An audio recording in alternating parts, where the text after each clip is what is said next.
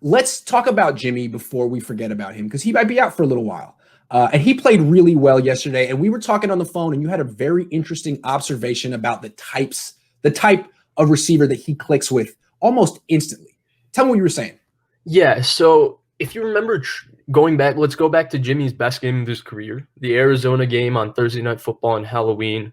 Emmanuel Sanders' second game. He's been on the team for, I think, a week. Yeah. And Troy Aikman's comment in that game, this is Hall of Fame quarterback Troy Aikman, was that Jimmy and Sanders look like guys that have been playing together for 10 years. Right. And if you watched him and Jordan Reed yesterday, the chemistry looked like two guys that have been playing together for 5 to 10 years. Mm-hmm. And I think it comes to, I think you discussed it in camp that Jordan Reed's the best route runner on the team. He is. And Emmanuel Sanders is one of the better route runners in the NFL over the last 8 to 10 years. And I think it's that Jimmy likes very precise route runners who he can trust to be at the exact spot at the exact right time.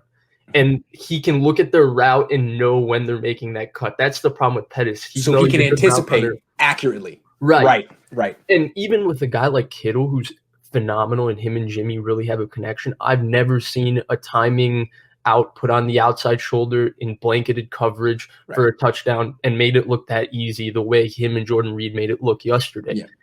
That was like Brady throwing at Gronk, right? It was right. It was just taking Brady throwing Aaron Hernandez. Right. Yeah. More exactly, yeah. Right. Yeah. And so I think that that's something that maybe the Niners should look for, like, when they draft these receivers. And I think Brandon Ayuk is a guy who fits that mold. Mm-hmm. Someone who's very precise by the book, and they can coach them that way. But I think that he has a special affinity and an innate connection for guys who can do that specific thing of running a great route and being at the right spot at the right time. Right. And we say this think of Dante Pettis. That's not who we're describing right now. No. Dante Pettis gets open, but in a very unpredictable way. Right. The timing is all of a sudden. For Jimmy. Yes. So you might throw it to him, but you're late or you're early and you get picked off. And then the next day Dante's like, "Well, I was open." So it's like it's tough.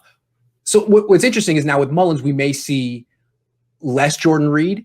We may see more Dante Pettis. Who knows? Like the whole shuffling of the skill position players could be different. I mean, I hate to do that anticipation, because at the end of the day, when Kyle draws up a play, I have a feeling if he wants a play to go to Jordan Reed, he's gonna. I think Jonathan Vilma made the comment on the broadcast yesterday on the third down that Mullins threw it behind Reed and Reed was stopped just short.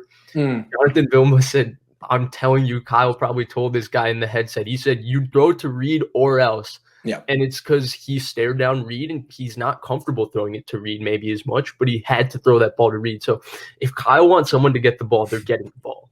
What's more is I'm sure Vilma was right about that. Yeah. And there was a story that came out, I think Mike Silver wrote it during the Super Bowl. He interviewed Scangarello.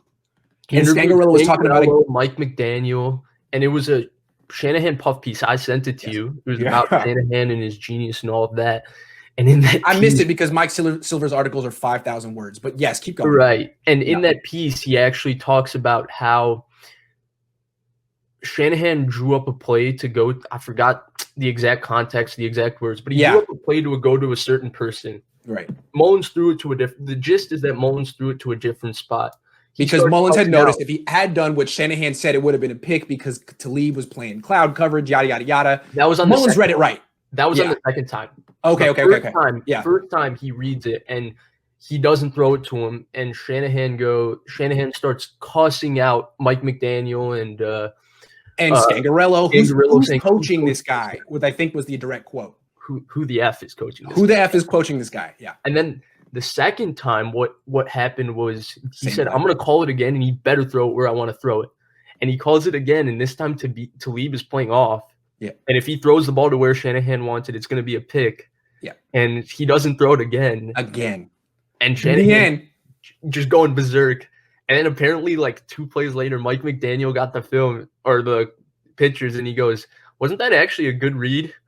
And it was just silence on the coach's line. That's great. And that's one of the things I like about Nick Mullins. An undrafted backup guy just goes in the game and be like, "You know what? I'm on the field. You don't want me. You want someone else to do what you want? Bring in CJ. I'm doing what I want to do." I love that about him. Great story. I respect that a lot because when it comes to Jimmy, I think there's something you and I have discussed off air that I do think there's an element of obviously Shanahan's one of the premier offensive coaches in the NFL, and he makes it so easy for his quarterback. But I think there's times where his quarterback or Jimmy specifically makes head scratching decisions that we all are looking at and saying, why did you throw that ball? And I Yeah, with think a your lot eyes of times closed. What are you talking Kyle about? told me Yeah. on Wednesday that it's going to be this and it's going to be open, and he wanted me to throw it there. He's been driving it in my head, and I just threw it. And if I don't, he's going to chew me out on Wednesday. Right. And I don't feel like getting chewed out. So I'll just do what he says. And if it's picked, I can be like, yo, dude, you told me. Right.